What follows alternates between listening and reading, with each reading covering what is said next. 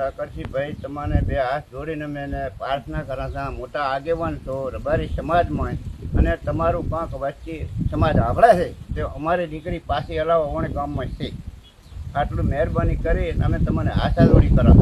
રબારી સમાજના આગ્રણીય ઠાકર બાપાને મારે નમ્ર વિનંતી છે કે મારી દીકરી તમે પાછી આપો। તમારા બોલ તમે પકડી રાખો કે તમે જેવું કહેતા હતા કે કોઈ સમાજની દીકરી લેવી નહીં ને કોઈ સમાજની દીકરી આપવી નહીં, આપણા સમાજની દીકરી આપવી નહીં ને કોઈના સમાજની દીકરી લેવી નહીં, તો ઠાકરજી તમે મારી દીકરી તમને વિનંતી છે કે મને પાછી આપો। હું પાટીદારની એક બાઈ બોલું છું, મારી દીકરી મને પાછી જ આપો, બસ એ જ મારી વિનંતી છે।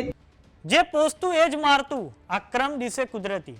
કિંજલ રબારીને અશોક ચૌધરી સાથે પ્રેમ લગ્ન કરતા રોકીને ગૌરવની વાતો કરતા અને દેશના બંધારણની મૂળભૂત અધિકારોની ધજ્જા ઉડાવતા લોકો જ્યારે સમાજની એકતાની વાત કરતા હતા ત્યારે કદાચ કોઈને નહોતી ખબર કે આ માત્ર એક શરૂઆત છે।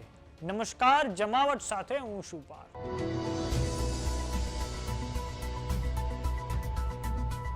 કિંજલ રબારીને ચૌધરી પાસેથી પાછી લઈ આવ્યાની કથિત ગર્વ ગાથાઓ વચ્ચે હવે દરરોજ એક નવો વિવાદ સામે આવી રહ્યો છે।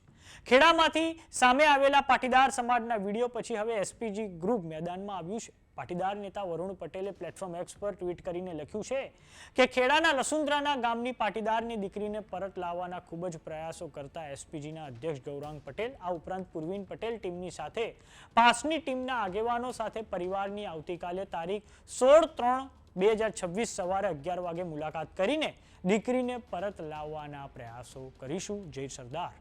આમ હવે પાટીદાર સમાજ આ ખેડાની ઘટનામાં સક્રિય થયો છે, કેમ કે રેણુકાબેન પટેલનો એક વિડીયો સોશિયલ મીડિયામાં ખૂબ જ વાયરલ થયો હતો, જેમાં તેમણે આરોપ લગાવ્યો છે કે તેમની દીકરી પલક પટેલ કે જે સવારે કોલેજ જવા નીકળી હતી અને દરરોજ તે 2 કે 3 વાગે પાછી આવી જતી હતી, પરંતુ તે પછી ન આવતા મેં એને ફોન કર્યો અને ફોન તેનો સ્વિચ ઓફ આવતો હતો અને આ પછી અમે શોધખોળ ચાલુ કરી અને આ પછી રાત્રે અમે પોલીસને જાણ કરીને ત્યારે 2-4 દિવસ પછી પોલીસમાંથી જાણવા મળ્યું હતું કે તમારી દીકરીએ તો રબારી સમાજના યુવક જેનું નામ છે પિયુષ રબારી તેની સાથે લગ્ન કરી લીધા છે। જો કે આ લગ્ન માતા તરીકે હવે મને સ્વીકાર નથી ને હવે હું ઠાકર બાપાને નમ્ર અપીલ કરું છું કે મારી દીકરી મને પાછી અપાવી દો। તો હવે આવતીકાલે દર્શક મિત્રો પાટીદાર અનામત આંદોલન સમિતિના જે એમની જે ટીમ છે સાથે જ એસપીજીના જે સદસ્યો છે તેઓ રેણુકાબેન પટેલના પરિવારની મુલાકાત લેશે અને જે દીકરી એમની રબારી યુવક સાથે જતી રહી છે તેને પાછા લાવવાના પ્રયાસો પાટીદાર સમાજ દ્વારા હાથ ધરવામાં આવશે।